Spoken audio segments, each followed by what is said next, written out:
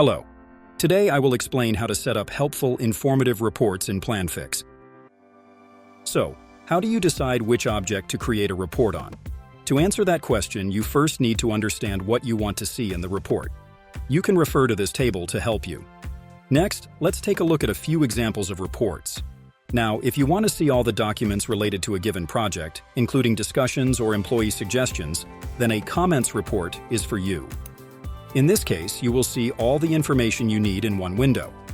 To get started, add the necessary columns to the report and then configure them as shown here.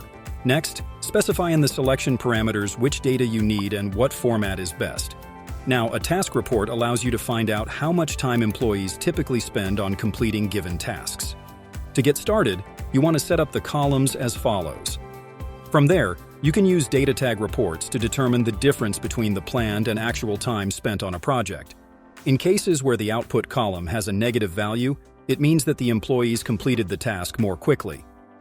To set up this report, simply add columns with data tags and the proper formula. That's it. You can now use the table to monitor work more accurately and efficiently. Planfix allows you to filter and group data to make it easier to view and understand. For example, you can filter according to projects and their status. You can also easily group projects into tasks. On top of that, Planfix makes it easy to set up sorting. Filters help exclude unnecessary information from the report, and grouping ensures you can get both a big picture view and a detailed view.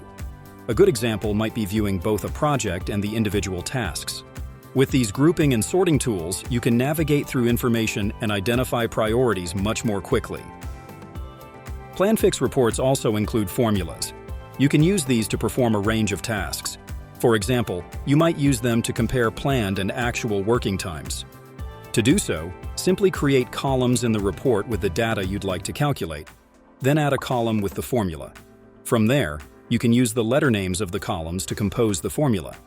In formulas, you can use standard operations and functions to automatically calculate data. Planfix allows you to export reports in the following formats: XLSX, Google Sheet, and CSV. For example, you might send a table in Excel format to the accounting department in order to streamline employee payroll. Alternatively, you can print a report to issue a paper invoice to a customer. To get more detailed information when exporting or printing, simply expand the grouping levels. Okay, that's all for today. See you next time in Planfix Tips and Tricks.